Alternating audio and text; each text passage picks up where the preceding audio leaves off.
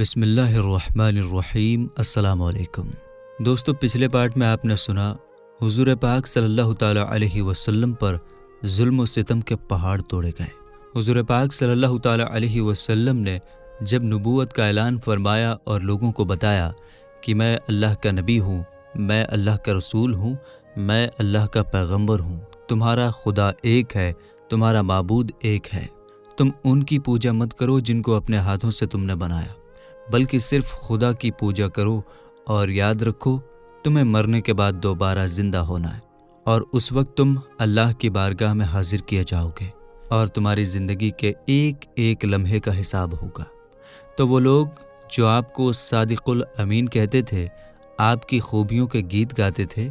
آپ کے کٹر دشمن بن جاتے ہیں، اور ان کی کوشش ہمیشہ یہی رہتی ہے کہ آپ کو تکلیف پہنچائی جائے۔ آپ راستے میں چلتے تو کانٹا بچھا دیا جاتا ہے، آپ پر پتھر برسائے جاتے ہیں۔ تو جن کافروں نے حضور پاک صلی اللہ تعالیٰ علیہ وسلم کو حد سے زیادہ تکلیف پہنچایا، ان میں سے کچھ کے نام یہ ہیں۔ نمبر 1 ابو لہب، نمبر 2 ابو جہل، نمبر 3 اسود بن عبد یغوث، نمبر 4 حارث بن قیس بن عدی، نمبر 5 ولید بن مغیرہ، نمبر 6 امیہ بن خلف، نمبر 7 ابی بن خلف، نمبر 8 ابو قیس بن فاقہہ، نمبر 9 عاص بن وائل، نمبر 10 نزو بن حارث، نمبر 11 منبہ بن الحجاج، نمبر 12 زہیر بن ابی امیہ، نمبر 13 سائب بن سیفی، نمبر 14 عدی بن حمرہ، نمبر 15 اسود بن عبد الاسد، نمبر 16 عاص بن سعید بن العاص، نمبر 17 عاص بن ہاشم، نمبر 18 عقبہ بن ابی معیط، نمبر 19 حکم بن ابی العاص۔ یہ وہ لوگ ہیں جو حضور پاک صلی اللہ تعالیٰ علیہ وسلم کے پڑوسی تھے۔ ان میں سے اکثر لوگ مالدار تھے اور دن رات حضور پاک صلی اللہ تعالیٰ علیہ وسلم کو تکلیف پہنچانے میں لگے رہتے تھے۔ مکہ کے کافروں نے صرف حضور پاک صلی اللہ تعالیٰ علیہ وسلم ہی پر ظلم و ستم کا پہاڑ نہیں توڑا، بلکہ حضور پاک صلی اللہ تعالیٰ علیہ وسلم کے ساتھ ساتھ آپ کے چاہنے والے مسلمانوں پر بھی ایسے ظلم و ستم کے پہاڑ توڑے کہ مکہ کی زمین بھی بلبلا اٹھی، کانپ گئی۔ یہ آسان تھا کہ مکہ کے کافر ان لوگوں کو ایک ہی بار میں قتل کر ڈالتے، مگر اس طرح قتل کر دینے سے مکہ کے کافروں کا وہ نشہ نہیں اترتا جو نشہ مسلمانوں سے بدلہ لینے کا تھا، کیونکہ مکہ کے کافر اس چیز میں اپنی شان اور فخر سمجھتے تھے کہ مسلمانوں کو اتنا ستاؤ کہ وہ اسلام چھوڑ دیں اور شرک اور بت پرستی کرنے لگیں۔ اس لیے مکہ کے کافر مسلمانوں کو قتل کرنے کے بجائے طرح طرح کی تکلیفیں دیتے، مگر خدا کی قسم اتہاس گواہ ہے کہ جو لوگ حضور پاک صلی اللہ تعالیٰ علیہ وسلم کے غلام بن چکے تھے، انہوں نے اسلام میں اپنے پاؤں کو اس طرح مضبوط کر لیا اور حضور کی دیوانگی میں اس طرح مست ہو گئے تھے کہ دنیا کی بڑی سے بڑی آندیاں ان کے پاؤں کو ہلا نہیں سکتی تھی۔ سنگ دل بے رحم کافروں نے ان غریبوں بے کس مسلمانوں پر ظلم کا پہاڑ توڑا، مگر ایک بھی مسلمان ایسا نہیں ملے گا جس نے اسلام کو اس وجہ سے چھوڑ دیا کہ ان پر کافروں نے ظلم کیا۔ کل ملا کر بات یہ ہے کہ مکہ کے کافروں نے ان مسلمانوں پر جو حضور پر ایمان لائے اور حضور کے دیوانے ہو گئے، اتنا زیادہ ظلم کیا کہ اگر ان کی جگہ پہاڑ ہوتا تو پہاڑ بھی ڈگمگانے لگتا، مگر قربان جائے رسول پاک صلی اللہ تعالیٰ علیہ وسلم کے ان دیوانوں پر کہ اسلام قبول کر لیا تو چاہے آندھی ہو یا طوفان، ہر ایک کا مقابلہ انہوں نے کیا اور مرتے دم تک اسلام پر قائم رہے۔ سرزمین عرب کی تیز دھوپ میں وہاں کی ریت تندور کی طرح گرم ہو جاتی۔ کفار ان مسلمانوں کی پیٹھ کو کوڑوں کی مار سے زخمی کر کے اس جلتی ہوئی ریت پر پیٹھ کے بل لٹاتے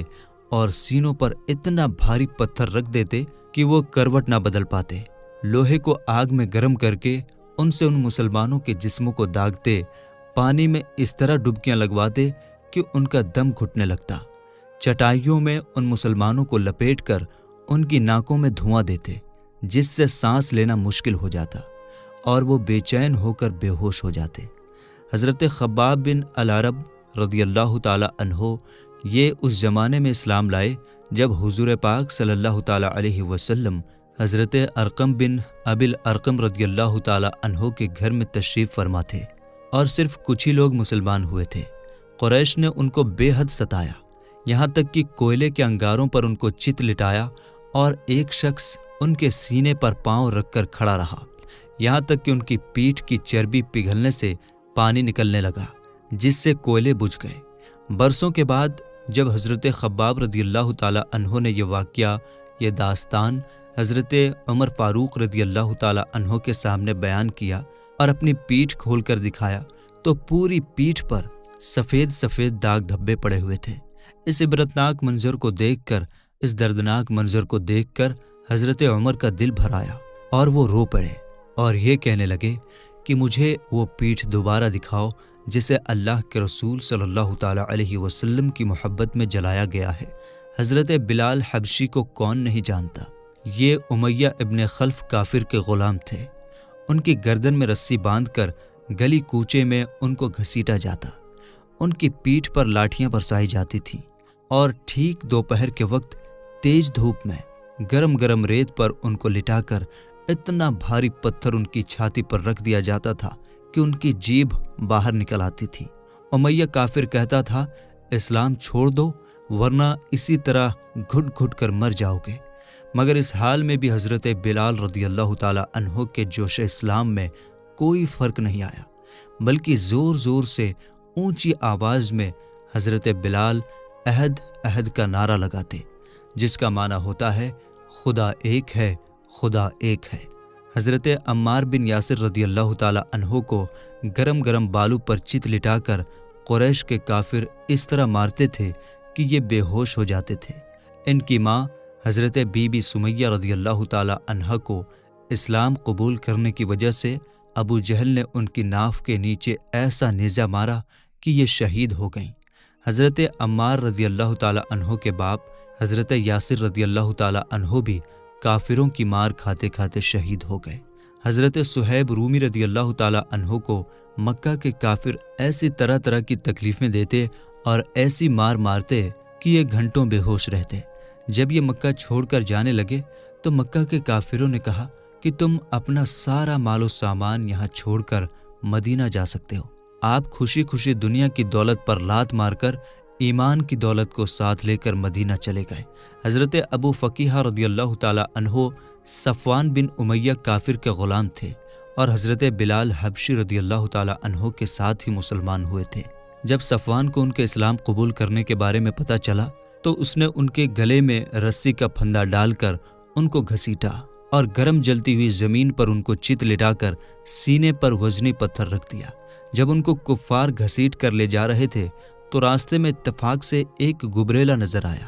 امیہ کافر نے تانا مارتے ہوئے کہا کہ دیکھ تیرا خدا یہی تو نہیں ہے؟ حضرت ابو فقیہ نے کہا، اے کافر کے بچے خاموش، میرا اور تیرا خدا اللہ ہے۔ یہ سن کر امیہ کافر غصے میں آ گیا اور اتنی زور سے ان کا گلا دبایا کہ وہ بے ہوش ہو گئے اور لوگوں نے سمجھا کہ ان کا دم نکل گیا۔ اسی طرح حضرت عامر بن فہیرہ رضی اللہ تعالی عنہ کو بھی اس طرح مارا جاتا تھا کہ ان کے جسم کے ہر حصے پر نشانات پڑ گئے تھے۔ حضرت بی بی لبینہ رضی اللہ تعالی عنہا جو باندی تھی، لونڈی تھی، حضرت عمر رضی اللہ تعالی عنہ جب اسلام نہیں لائے تھے اس وقت اس غریب لونڈی کو اس طرح مارتے تھے کہ مارتے مارتے تھک جاتے تھے، مگر قربان جائیے حضرت لبینہ رضی اللہ تعالی عنہا پر کہ وہ اف تک نہیں کرتی تھی، بلکہ بہت خوشی خوشی اس تکلیف کو برداشت کرتی اور کہتی، اے عمر، اگر تم خدا کے سچے رسول پر ایمان نہیں لاؤ گے تو خدا تم سے ضرور اس کا بدلہ لے گا۔ حضرت زنیرہ رضی اللہ تعالی عنہا حضرت عمر رضی اللہ تعالی عنہ کے گھرانے کی باندی تھی۔ یہ مسلمان ہو گئیں تو ان کو اس طرح کافروں نے مارا کہ ان کی آنکھیں جاتی رہیں، یعنی وہ نابینا ہو گئیں، مگر خداوند تعالیٰ نے حضور پاک صلی اللہ تعالی علیہ وسلم کی دعا سے ان کی آنکھوں میں روشنی عطا فرما دی تو کفار کہنے لگے کہ یہ محمد صلی اللہ تعالی علیہ وسلم کے جادو کا اثر ہے، معاذ اللہ۔ اسی طرح سے کئی ایک صحابہ اکرام اور صحابیات یعنی اللہ کے رسول کے چاہنے والے اور چاہنے والیاں ملیں گی جن کے دردناک داستان پڑھنے کے بعد واقعی میں جسم کے رونگٹے کھڑے ہو جاتے ہیں، لکھنے والے کا قلم رک جاتا ہے۔ اسی طرح حضرت بی بی نہدیہ اور حضرت بی بی امیہ उबैस रदी अल्लाह ताला अन्हुमा भी बांदियां थीं। इस्लाम कबूल करने के बाद मक्का के काफिरों ने इन दोनों को तरह तरह की तकलीफें दी, मगर ये अल्लाह वालियां सब्र व शुक्र के साथ इन बड़ी बड़ी मुसीबतों को झेलती रहीं और इस्लाम से इनके कदम नहीं डगमगाए। हुजूर पाक सल्लल्लाहु ताला अलैहि वसल्लम के दोस्त अबू बकर सिद्दीक रदी अल्लाह ताला अन्हो ने किस किस तरह इस्लाम पर अपनी दौलत कुर्बान की, इसके बारे में सुने। आपने इन गरीब बेकस मुसलमानों में से अक्सर की जान बचाई। हज़रत बिलाल व आमिर बिन फुहैरा व अबू फ़कीहा व लुबैना व जुनैरा व नहदिया व उम्मे उनैस रदी अल्लाह ताला अन्हुम, इन सारे ग़ुलामों को बड़ी बड़ी कीमतें देकर ख़रीदा और सबको आज़ाद कर दिया और इन मज़लूमों को काफिरों के जुल्म व सितम से बचा लिया। हज़रत अबू ज़र गफ़ारी रदी अल्लाह ताला अन्हो ने जब इस्लाम कबूल किया तो मक्का में एक मुसाफिर की हैसियत से कई दिन तक हरम काबा में रहे। ये रोज़ाना ज़ोर ज़ोर से चिल्ला चिल्ला कर अपने ईमान लाने का ऐलान करते थे और रोज़ाना कुरैश के काफिर इनको इस तरह मारते थे कि ये रोज़ाना खून में लथपथ हो जाते थे और उन दिनों में आब ज़मज़म के सिवा इनको कुछ भी खाने पीने को नहीं मिला। याद रहे कि मक्का के काफिरों का ये सलूक सिर्फ गरीबों और ग़ुलामों ही तक नहीं था, बल्कि इस्लाम कबूल करने की वजह से बड़े बड़े मालदारों और रईसों को भी इन जालिमों ने नहीं छोड़ा था। हज़रत अबू बकर सिद्दीक रदी अल्लाह ताला अन्हो, जो शहर मक्का के एक मशहूर और इज़्ज़तदार में से थे, मगर इनको भी हरम काबा में कुरैश के काफिरों ने इस तरह मारा कि इनका सर खून से लथपथ हो गया। इसी तरह हज़रत उस्मान गनी रदी अल्लाह ताला अन्हो, जो बहुत ही मालदार थे, जब ये मुसलमान हुए तो गैरों ने नहीं बल्कि खुद इनके चचा ने इनको रस्सियों में जकड़कर खूब मारा। हज़रत ज़ुबैर बिन अल अव्वाम रदी अल्लाह ताला अन्हो बड़े रोब और दबदबे के आदमी थे, मगर इन्होंने जब इस्लाम कबूल किया तो इनके चचा इनको चटाई में लपेटकर इनकी नाक में धुआं देते थे, जिससे इनका दम घुटने लगता था। हज़रत उमर रदी अल्लाह ताला अन्हो के चचाज़ाद भाई और बहनोई हज़रत सईद बिन ज़ैद रदी अल्लाह ताला अन्हो कितने इज़्ज़तदार और मालदार थे, मगर जब इनके इस्लाम कबूल करने का हज़रत उमर रदी अल्लाह ताला अन्हो को पता चला तो इनको रस्सी में बांध कर मारा और साथ ही हज़रत उमर रदी अल्लाह ताला अन्हो ने अपनी बहन हज़रत बीबी फ़ातिमा बिनते अल ख़त्ताब रदी अल्लाह ताला अन्हुमा को भी इस ज़ोर से थप्पड़ मारा कि उनके कान के पर्दे फट गए और चेहरे पर खून बह निकला। एक मर्तबा कुरैश के सरदार हरम काबा में बैठे हुए ये सोचने लगे कि आखिर इतनी तकलीफ़ें और सख्तियों को बर्दाश्त करने के बावजूद मोहम्मद सल्लल्लाहु ताला अलैहि वसल्लम अपनी तबलीग क्यों बंद नहीं करते, अपने इस्लाम का प्रचार क्यों बंद नहीं करते, आखिर इनका मकसद क्या है। हो सकता है ये इज़्ज़त और दौलत की खातिर ऐसा कर रहे हों। चुनांचे सबों ने उतबा बिन रबिया को हुजूर पाक सल्लल्लाहु ताला अलैहि वसल्लम के पास भेजा कि तुम किसी तरह उनका मकसद मालूम करो। चुनांचे वो तन्हाई में अकेले आप सल्लल्लाहु ताला अलैहि वसल्लम से मिला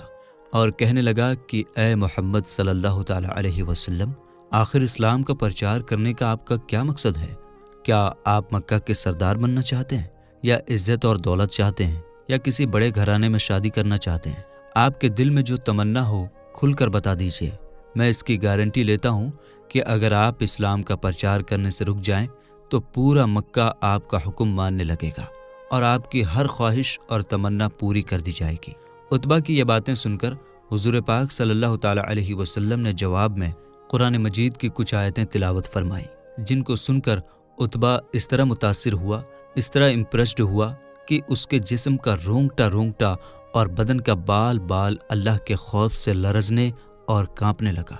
और हुजूर पाक सल्लल्लाहु ताला अलैहि वसल्लम के मुंह पर हाथ रखकर कहा कि मैं आपको रिश्तेदारी का वास्ता देकर रिक्वेस्ट करता हूँ कि बस कीजिए, मेरा दिल इस कलाम की अजमत से फटा जा रहा है। उतबा हुजूर पाक सल्लल्लाहु ताला अलैहि वसल्लम की बारगाह से वापस हुआ,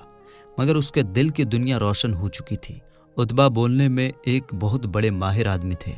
उन्होंने वापस लौटकर कुरैश के सरदारों से कह दिया कि मोहम्मद सल्लल्लाहु ताला अलैहि वसल्लम जो कलाम पेश करते हैं वो ना जादू है, ना कहानी है, ना शायरी है, बल्कि वो कोई और ही चीज़ है। लिहाजा मेरी राय है कि तुम लोग उनको उनके हाल पर छोड़ दो। अगर वो कामयाब होकर सारे अरब के सरदार हो गए तो इसमें हम कुरैशियों ही की इज्जत बढ़ेगी, वरना सारा अरब उनको खुद ही ख़त्म कर देगा। मगर कुरैश के बदमाश काफिरों ने اتبا کا یہ مشورہ نہیں مانا اور اپنی ضد پر اڑے رہے اور ظلم و ستم اور بڑھا دیا۔ جب یہاں سے بات نہیں بنی اور ان کی امیدوں پر پانی پھر گیا تو قریش کے کافر حضور پاک صلی اللہ تعالیٰ علیہ وسلم کے چچا ابو طالب کے پاس آئے اور حضور پاک صلی اللہ تعالیٰ علیہ وسلم کے اسلام کا پرچار کرنے اور بتوں کے خلاف بولنے کی شکایت کی۔ ابو طالب نے بہت ہی نرمی کے ساتھ ان لوگوں کو سمجھا بجھا کر واپس کر دیا، لیکن حضور پاک صلی اللہ تعالیٰ علیہ وسلم کو اللہ کا یہ فرمان آ چکا تھا کہ تم اعلانیہ کہہ دو جس بات کا تمہیں حکم ہے، تو اللہ کے رسول صلی اللہ تعالیٰ علیہ وسلم اس حکم پر عمل کرتے ہوئے اعلانیہ طور پر شرک اور بت پرستی کی برائی کرتے اور خدا کے ایک ہونے کی دعوت دیتے۔ اس لیے قریش کا غصہ پہلے سے زیادہ بھڑک اٹھا۔ چنانچہ قریش کے تمام سردار یعنی اتبا، شیبہ، ابو سفیان، عاص بن ہشام، ابو جہل، ولید بن مغیرہ اور عاص بن وائل وغیرہ سب ایک ساتھ مل کر ابو طالب کے پاس آئے اور یہ کہا کہ آپ کا بھتیجا محمد صلی اللہ تعالیٰ علیہ وسلم ہمارے معبودوں کی برائی کرتا ہے، یعنی ہم جن کی پوجا کرتے ہیں، جن کی پوجا ہمارے باپ داداؤں نے کیا، ان کی وہ برائی کرتے ہیں۔ اس لیے یا تو آپ بیچ میں سے ہٹ جائیں یا اپنے بھتیجے کو ہمارے حوالے کر دیں، یا پھر آپ بھی کھل کر ان کے ساتھ میدان میں نکل پڑیں تاکہ ہم دونوں میں سے ایک کا فیصلہ ہو جائے۔ ابو طالب نے قریش کا تیور دیکھ کر سمجھ لیا کہ اب بہت ہی خطرناک وقت آ گیا ہے۔ ظاہر ہے کہ اب قریش حضور کی ان باتوں کو برداشت نہیں کر سکتے اور میں اکیلا تمام قریش کا مقابلہ نہیں کر سکتا۔ ابو طالب نے حضور کو بہت ہی محبت بھرے لہجے میں سمجھایا کہ میرے پیارے بھتیجے، اپنے بوڑھے چچا کی سفید داڑھی پر رحم کرو اور بڑھاپے میں مجھ پر اتنا بوجھ مت ڈالو کہ میں اٹھا نہ سکوں۔ اب تک قریش کا بچہ میرا احترام کرتا تھا، مگر آج قریش کے سرداروں کا تیور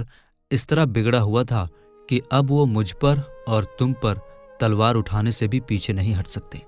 لہٰذا میری رائے یہ ہے کہ تم کچھ دنوں کے لیے اسلام کی دعوت کو روک دو۔ اب تک حضور پاک صلی اللہ تعالیٰ علیہ وسلم کے ظاہری مددگار جو کچھ بھی تھے وہ صرف اکیلے ابو طالب ہی تھے۔ حضور پاک صلی اللہ تعالیٰ علیہ وسلم نے دیکھا کہ اب ان کے قدم بھی اکھڑ رہے ہیں۔ چچا کی گفتگو سن کر حضور پاک صلی اللہ تعالیٰ علیہ وسلم نے بہت درد بھرے انداز میں فرمایا، چچا جان، خدا کی قسم اگر قریش میرے ایک ہاتھ میں سورج اور دوسرے ہاتھ میں چاند لا کر رکھ دیں تب بھی میں اپنے اس فرض سے باز نہیں آ سکتا،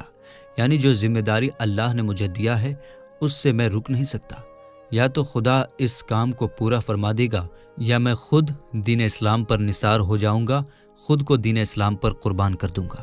حضور پاک صلی اللہ تعالیٰ علیہ وسلم کی جذبات بھری تقریر سن کر ابو طالب کا دل موم کی طرح پگھل گیا اور وہ اس طرح متاثر ہوئے کہ ان کی ہاشمی رگوں کے خون کا قطرہ قطرہ بھتیجے کی محبت میں گرم ہو کر کھولنے لگا اور حد سے زیادہ جوش میں آ کر کہہ دیا کہ اے چچا کی جان، جاؤ، میں تمہارے ساتھ ہوں۔ جب تک میں زندہ ہوں تمہارا کوئی بال بھی بانکا نہیں کر سکتا۔ جب مکہ کے کافروں کی طرف سے مسلمانوں پر اس طرح ظلم ہونے لگا کہ مکہ کے اندر زندگی گزارنا ان کے لیے بالکل دشوار ہو گیا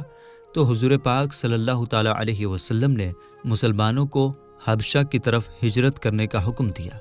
یعنی مسلمانوں کو حکم دیا کہ تم حبشہ چلے جاؤ اور وہاں سکون کی زندگی گزارو۔ حبشہ کے بادشاہ کا نام اسہمہ اور لقب نجاشی تھا۔ یہ نجاشی بادشاہ دین عیسائی کا ماننے والا تھا، مگر بہت ہی انصاف پسند اور رحم دل تھا، اور توریت جو حضرت موسیٰ علیہ السلام پر نازل ہوئی اور انجیل جو حضرت عیسیٰ علیہ السلام پر نازل ہوئی، ان کتابوں کا بہت ہی بڑا عالم تھا، بہت ہی زیادہ جاننے والا تھا،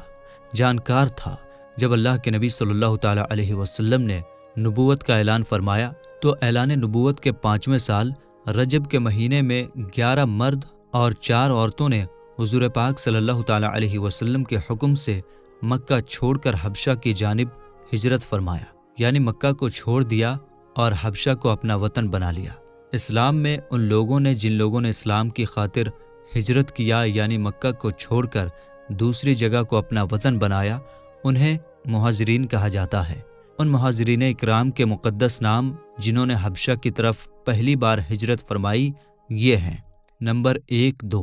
حضرت عثمان غنی رضی اللہ تعالیٰ عنہ اپنی بیوی حضرت بیوی رقیہ رضی اللہ تعالیٰ عنہا کے ساتھ، جو حضور پاک صلی اللہ تعالیٰ علیہ وسلم کی بیٹی ہیں۔ نمبر 3-4 حضرت ابو حذیفہ رضی اللہ تعالیٰ عنہ اپنی بیوی حضرت سہلہ بنت سہیل رضی اللہ تعالیٰ عنہ کے ساتھ۔ نمبر 5-6 حضرت ابو سلمہ رضی اللہ تعالیٰ عنہ اپنی اہلیہ حضرت ام سلمہ رضی اللہ تعالیٰ عنہ کے ساتھ۔ نمبر 7-8 حضرت عامر بن ربیعہ رضی اللہ تعالیٰ عنہ اپنی بیوی حضرت لیلہ بنت ابی حشمہ رضی اللہ تعالیٰ عنہ کے ساتھ۔ نمبر 9 حضرت زبیر بن عوام۔ نمبر 10 حضرت مصعب بن عمیر رضی اللہ تعالیٰ عنہ۔ نمبر 11 حضرت عبد الرحمن بن عوف رضی اللہ تعالیٰ عنہ۔ نمبر 12 حضرت عثمان بن مظعون رضی اللہ تعالیٰ عنہ۔ نمبر 13 حضرت ابو صبرہ بن ابی رحم یا حاتب بن عمرو رضی اللہ تعالیٰ عنہما۔ نمبر 14 حضرت سہیل بن بیضہ رضی اللہ تعالیٰ عنہ۔ نمبر 15 حضرت عبداللہ بن مسعود رضی اللہ تعالیٰ عنہ۔ مکہ کے کافروں کو جب ان لوگوں کے مکہ چھوڑنے کے بارے میں پتہ چلا تو ان ظالموں نے ان لوگوں کو گرفتار کرنے کے لیے ان کا پیچھا کیا، لیکن یہ لوگ کشتی پر سوار ہو کر روانہ ہو چکے تھے، اس لیے کفار ناکام ہو کر واپس لوٹے۔ یہ مہاجرین کا قافلہ حبشہ کی سرزمین میں اتر کر امن اور سکون کے ساتھ خدا کی عبادت میں مصروف ہو گئے۔ کچھ دنوں کے بعد اچانک یہ خبر پھیل گئی کہ مکہ کے کفار مسلمان ہو گئے۔ یہ خبر سن کر کچھ لوگ حبشہ سے مکہ واپس لوٹ آئے، مگر یہاں آ کر پتہ چلا کہ یہ خبر غلط تھی۔ چنانچہ کچھ لوگ تو پھر حبشہ دوبارہ چلے گئے، مگر کچھ لوگ مکہ میں چھپ کر رہنے لگے۔ لیکن کفار مکہ نے ان لوگوں کو ڈھونڈ نکالا اور ان لوگوں پر پہلے سے بھی زیادہ ظلم اور ستم ڈھانے لگے۔ تو حضور پاک صلی اللہ تعالیٰ علیہ وسلم نے پھر لوگوں کو حبشہ چلے جانے کا حکم دیا۔ چنانچہ حبشہ سے واپس آنے والے اور ان کے ساتھ دوسرے مظلوم مسلمان کل 83 مرد اور 18 عورتوں نے حبشہ کی طرف دوبارہ ہجرت کیا۔ جب حضور پاک صلی اللہ تعالیٰ علیہ وسلم کے حکم سے 83 مرد اور عورتوں نے ایک ساتھ حبشہ کی طرف دوبارہ ہجرت فرمایا اور حبشہ جا کر یہ مسلمان بہت ہی سکون اور اطمینان کے ساتھ رہنے لگے، تو یہ بات مکہ کے کافروں کو ہضم نہ ہوئی۔ انہیں یہ گوارا نہ ہوا کہ اللہ کی عبادت کرنے والے ایک خدا کے ماننے والے چین اور سکون کے ساتھ رہیں۔ چنانچہ ان ظالموں نے کچھ تحفے کے ساتھ عمر بن عاص اور عمارہ بن ولید کو حبشہ کے بادشاہ نجاشی کے دربار میں اپنا قاصد بنا کر بھیجا۔ پیغام جو لوگ پہنچاتے ہیں ایک جگہ سے دوسری جگہ انہیں قاصد کہتے ہیں۔ ان دونوں نے نجاشی کے دربار میں پہنچ کر تحفے پیش کیے اور بادشاہ کو سجدہ کر کے یہ فریاد کرنے لگے، یہ کہنے لگے کہ اے بادشاہ، ہمارے کچھ مجرم لوگ مکہ سے بھاگ کر آپ کے ملک میں پناہ لیے ہوئے ہیں، آپ ہمارے ان مجرموں کو ہمارے حوالے کر دیجیے۔ یہ سن کر نجاشی بادشاہ نے مسلمانوں کو اپنے دربار میں بلایا اور حضرت علی رضی اللہ تعالیٰ عنہ کے بھائی حضرت جعفر رضی اللہ تعالیٰ عنہ مسلمانوں کے لیڈر بن کر گفتگو کے لیے آگے بڑھے اور دربار کے آداب کے مطابق بادشاہ کے آگے سر نہیں جھکایا۔ یہاں ایک بات آپ سب کو بتا دینا ضروری سمجھتا ہوں کہ پہلے جب بادشاہوں کا دور ہوتا تھا، جب کوئی ان کے پاس جاتے ہیں تو ان کے دربار کے آداب میں سے ایک ادب یہ ہے کہ وہ اس بادشاہ کے لیے اپنا سر جھکاتے تھے، اور آج بھی جہاں بادشاہ ہیں لوگ وہاں اپنا سر جھکاتے ہیں۔ تو حضرت جعفر نے دربار کے جو آداب ہیں ان کے مطابق بادشاہ کے آگے سر نہیں جھکایا، بلکہ صرف سلام کر کے کھڑے ہو گئے۔ درباریوں نے ٹوکا کہ تم نے سجدہ کیوں نہیں کیا؟ تو حضرت جعفر رضی اللہ تعالیٰ عنہ نے فرمایا کہ ہمارے رسول صلی اللہ تعالیٰ علیہ وسلم نے خدا کے سوا کسی اور کو سجدہ کرنے سے منع فرمایا ہے، یعنی ہمارے رسول صلی اللہ تعالیٰ علیہ وسلم نے فرمایا ہے کہ سجدہ صرف خدا کے لیے کیا جائے گا، اس کے علاوہ کسی اور کے لیے سجدہ جائز نہیں ہے، اس لیے میں بادشاہ کو سجدہ نہیں کر سکتا۔ اس کے بعد حضرت جعفر بن ابی طالب رضی اللہ تعالیٰ عنہ نے بادشاہ کے دربار میں اس طرح تقریر شروع فرمائی کہ اے بادشاہ، ہم لوگ ایک جاہل قوم تھے، شرک اور بت پرستی کرتے تھے، لوٹ مار، چوری ڈکیتی، ظلم و ستم اور طرح طرح کی برائیوں میں ہم مبتلا تھے۔ اللہ تعالیٰ نے ہماری قوم میں ایک شخص کو اپنا رسول بنا کر بھیجا جن کے حسب نسب، صدق اور دیانت کو ہم پہلے سے جانتے تھے، یعنی ہماری قوم میں ایک ایسے شخص کو اپنا رسول بنا کر بھیجا جن کا حسب اور نسب سب سے بہتر ہے،